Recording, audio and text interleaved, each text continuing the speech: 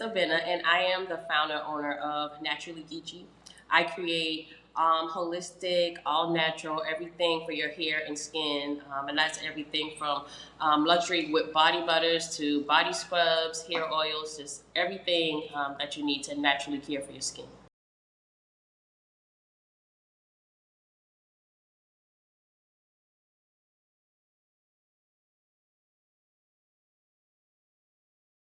Get ready to dance to the beat of Black Girl Boss Magic as we gear up for Season 2, Part 2 of the Brown Girls Collective.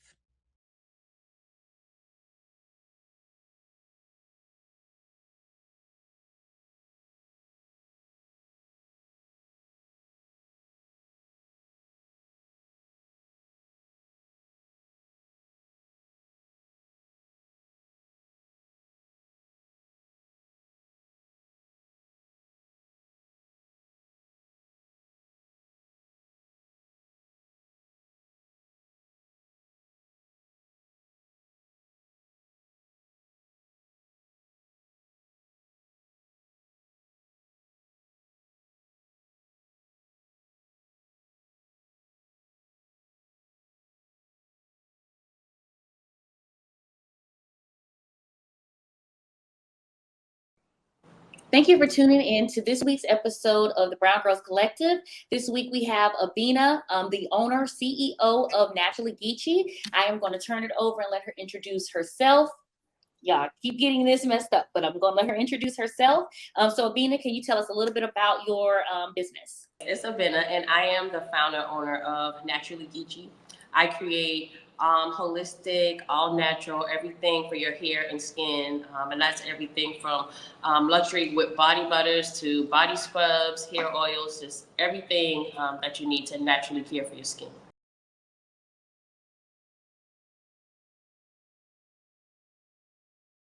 With me, I think my passion, well, I know my passion was discovered because um, I was born with, some medical complications. So from that and me going through a healing journey and changing my diet and stuff like that and recognizing that, what I consume and what I put on my body is just as important as what I put in my body. So I understood that, okay, I went from eating whatever to having this restricted plant-based diet, what I'm putting in my body, and then I'm starting to read labels and understanding that what I put on my body is important. So I had to fix that, and my fixing that was making product for myself.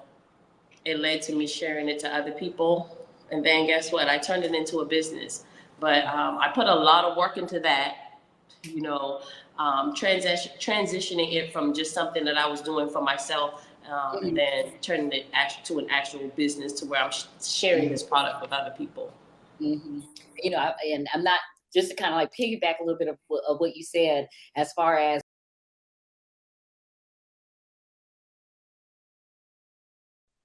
Um, yeah, so I feel like when I first started, it was just about me making a product, okay, and sharing a good product because I knew the product was good. But I was afraid and more self conscious about sharing myself and my body and how different I was. Um, so I stood behind the business a lot. And then I had to realize that, you have to share your story, what I mean? Because it's inspiring, it can inspire someone else um, to just be comfortable in your own skin. So I feel like that was, what was the question, a barrier? a barrier or challenge. Yeah, so that was my challenge, like to honestly to accept, to be comfortable in my skin. And I'm not the only one. I may be the only one that looks like I look, but I'm not the only one that have that challenge of like not thinking about what people are going to think about you, not feeling like, okay, everybody's looking at me because I'm different. No, it's just about sharing your story and being personable, you know what I'm saying? And inspiring to somebody to say like, regardless to what challenges you have out here, regardless to how different you look, you have a story, and everybody wants to hear a story. You know what I mean? Everybody wants to hear a successful story, like how you overcame that, like how are you able to be comfortable in your skin. And it's just like, stop caring what people think. You know what I mean? Like, you're here to do a job, you're here to do something, so do your job.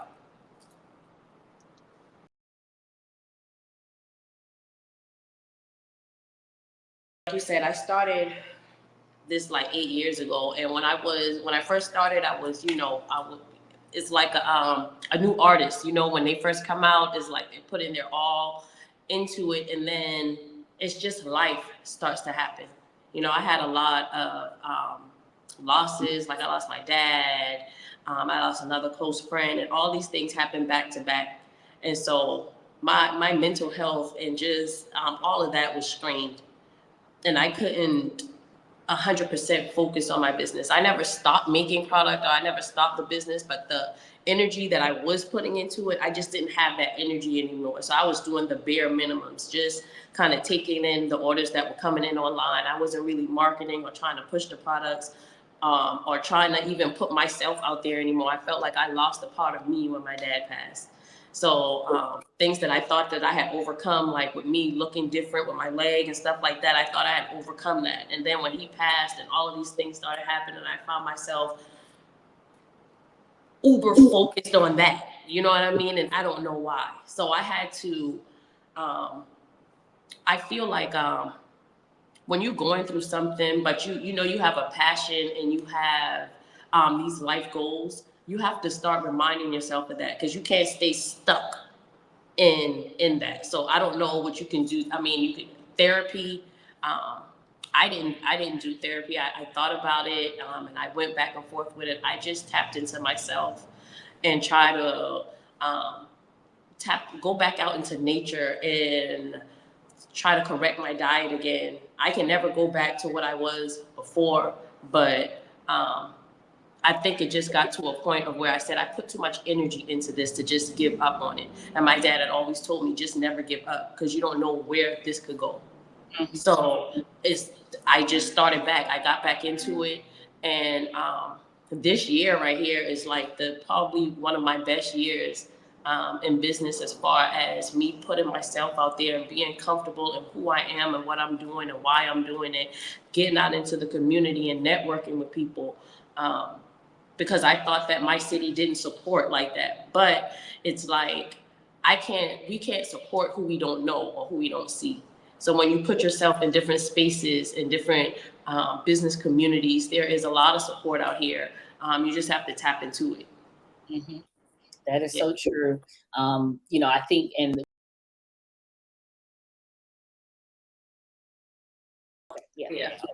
Okay. Yeah. So the advice I would give to someone, I say, take your time, go at your pace. If you're making product and you're a product maker, you know what I'm saying, make sure you educate yourself about your product.